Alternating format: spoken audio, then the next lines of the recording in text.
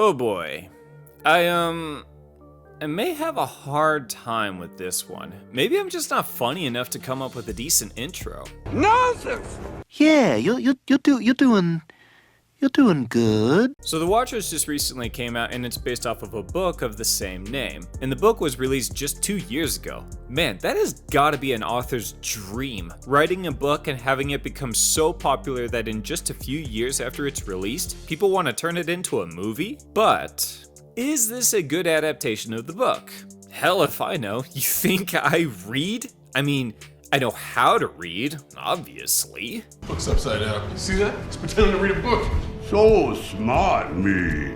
Hey, it's just some words are... Shut up. So I don't know how the book was, so I can't compare the two, but what I can do is pretend I know what I'm talking about because I saw the movie opening night, like always, and I'm here to report. And I'll do this one without spoilers first, then I'll dive a bit deeper into spoilers because I got to talk about that ending. Now, spook me.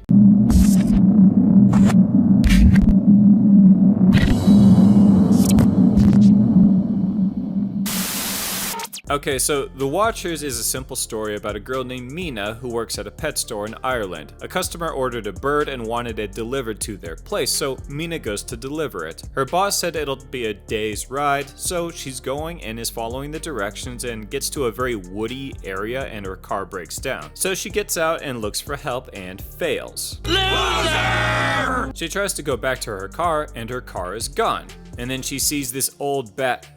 Ugh, this bitch again?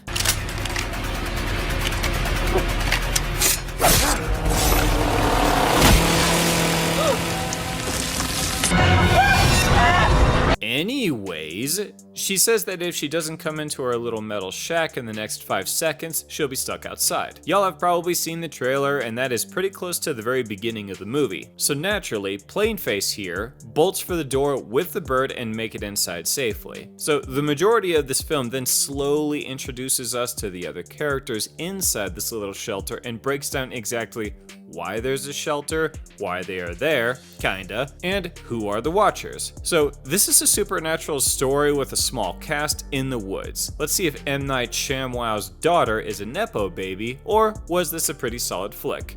Gonna need some tools for this.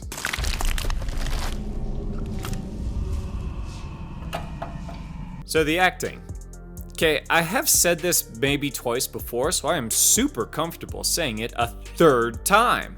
This old bitch can't act. I don't understand why people keep casting her in roles. Did she used to be in like great flicks but then just lost it? Is this another Marlon Brando situation? She was useless in Texas Chainsaw Massacre, she did some exposition dumping and then became useless in Tarot, and in here, mostly just exposition dumping. She's really not that valuable to the group, even though she's been there the longest. Dakota Fanning playing the main girl might also suck lately. Though it could possibly be the shit dialogue she's working with, sometimes it's hard to tell which is happening, bad acting or bad dialogue. Either way, there is both present in this flick, and it's... I feel like a parent disappointed in their child. Lord knows I have plenty of those.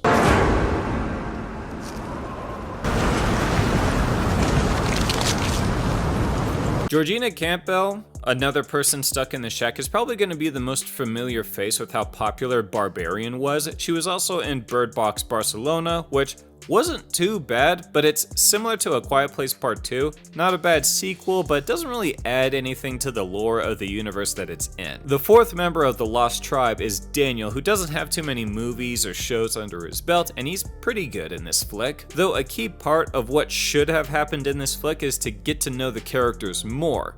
I mean, we do get to know them a bit, but definitely would have liked more. Another thing I would have liked more were some details. Like, it's revealed how long these people have been here and their supply situation, so I'm just saying, these people were looking a bit too pretty. Moving on to the monsters. I liked them. I won't spoil what they are or what they do or what they look like or anything, because that is a reveal in this movie. Like, it is a mystery to be figured out. Simply put, I liked them. Not perfect, but it has to do a bit more with the next thing that we gotta go into. How scary is this movie?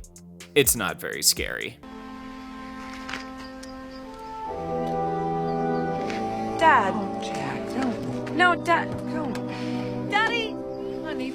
My expectations weren't very high because I was fully aware that this was a PG-13 horror movie. A good horror movie is rare, but a good PG-13 horror movie is even more rare. It does have a moment or two that does get you, but it's not enough. It should have been more constant. If we had more characters, we could have upped the threat level a bit more and have them get picked off one by one and have people feel a bit more hopeless so that we could feel their hopelessness. There were parts of this movie that did remind me of a very good show from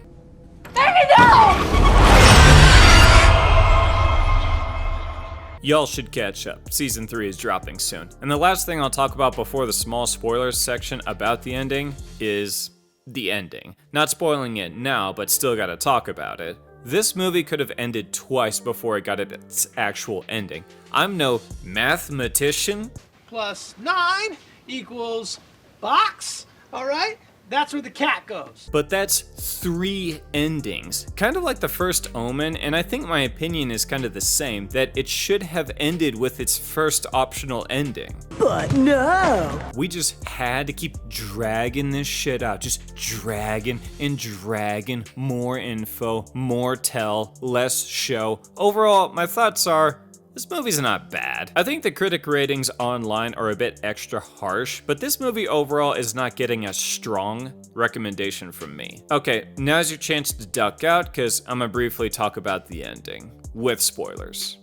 Okay, I don't know who the fuck thought it was a good idea for this story to have a good ending. It should have ended with Daniel's death and one of the fae or fairies or whatever the fuck taking his shape. And again, I have no idea how the book ends, but Madeline, the old bat being revealed to be a fae, should have been a darker reveal. She should have killed a character or had the movie end with her face changing in front of the camera and then it cuts to black ominously, but this shit of Mina convincing her that she's actually pretty human herself and she's not that bad and give humans a chance. I don't give a fuck. Almost all horror movies should have some kind of sad ending, and this happy ending really did the movie a disservice. One more thing I have to discuss that I couldn't bring up in the non-spoilers section. This movie has kind of a big unanswered question. Who ordered the fucking bird? What? Oh, come on! Seriously, the whole reason for Mina's trip, we are never told if it was a trap or anything. Literally anything would have been better than what we got, which was nothing. And it's a head scratcher because this is a more modern kind of story. Mina is using GPS on her phone to get to the house of the person who ordered the bird. GPS wouldn't have taken her on a non-existent route to a place that nobody knows exists. So, where exactly was she going? Who requested the bird? Was her boss the guy who was in on it because he was tired of her vaping around the animals at the pet store? Yeah, okay, that was the last critique. Thanks for watching, and keep it spooky. Thank you all for watching till the end. We're getting close to monetization. We just need my watch hours to go up. So please, feel free to give a like, a sub, and click to watch one of my other vids. It'll be spooky.